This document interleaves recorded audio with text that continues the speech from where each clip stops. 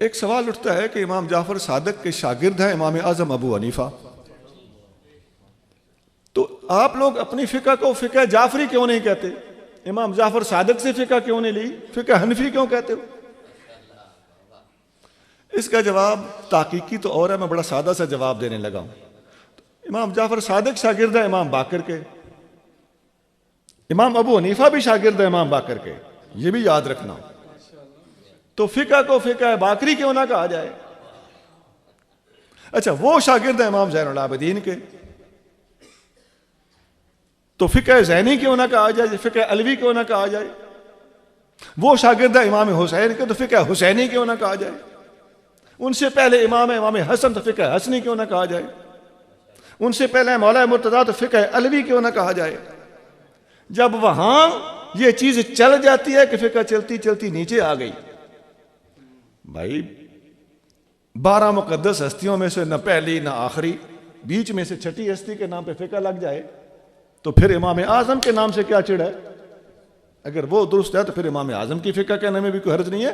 اور یہ بھی بات عرض کر دوں، یہ تحقیق کی بات کرنے لگا ہوں کہ اس زمانے میں امام اعظم تقریباً فقہ کے بانیوں میں شمار ہوتے ہیں۔ فقہ کی بانی سے مراد میری یہ نہیں کہ پہلے فقاہت نہیں تھی، فقہ کو مرتب کرنے کی بات ہو رہی ہے۔ فقہ کو مرتب کرنے والے یہ پہلی ہستی ہیں۔ ان سے پہلے تو فقہ کو ترتیب ہی نہیں دیا گیا تھا، جس بندے نے اس چیز کی بنیاد رکھی ہے نسبت اسی کی طرف جائز بنتی ہے۔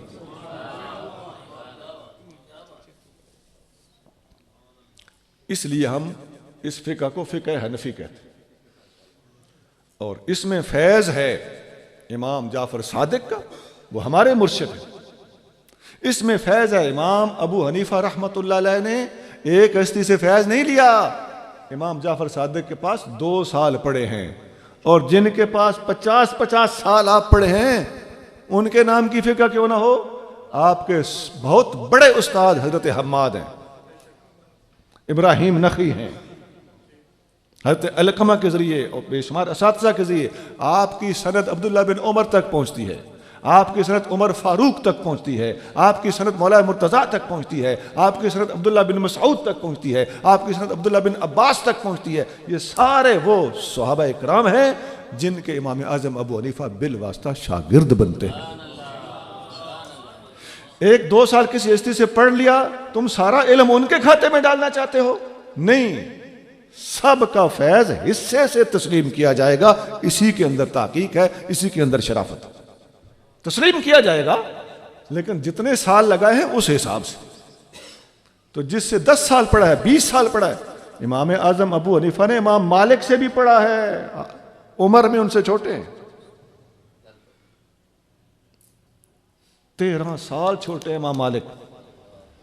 امام اعظم نے ان سے پڑھا، انہوں نے امام اعظم سے پڑھا ہے۔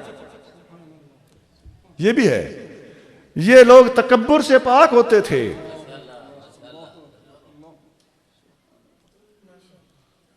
اور امام فاروق اعظم رضی اللہ عنہ کے زمانے میں عبداللہ بن مسعود رضی اللہ عنہ کو کوفے میں مدرس بنا کر بھیجا گیا تھا، اور امام اعظم انہی کے بالواسطہ فیض یافتہ ہے۔ سب سے پہلا فیض کوفہ میں عبداللہ بن مسعود نے جاری کیا۔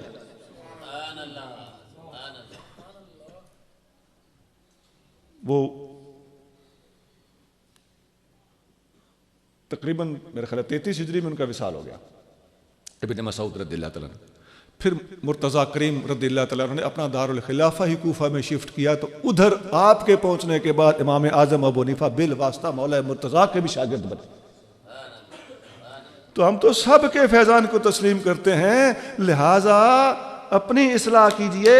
ہم ان سارے معاملات اور ساری صورتحال سے بے خبر نہیں ہیں، اور تمام اساتذہ میں سے ہر ایک کو اعزاز کا حق دینا یہی انصاف کا تقاضا ہے۔ اسی لیے ہم امام اعظم ابو حنیفہ کو مختلف جہات سے بے شمار ہستیوں سے فیض یافتہ سمجھتے ہیں، اور فقہ کو مرتب کرنے والی پہلی شخصیت سمجھتے ہیں، اس لیے ان کی فقہ کا نام فقہ حنفی ہے۔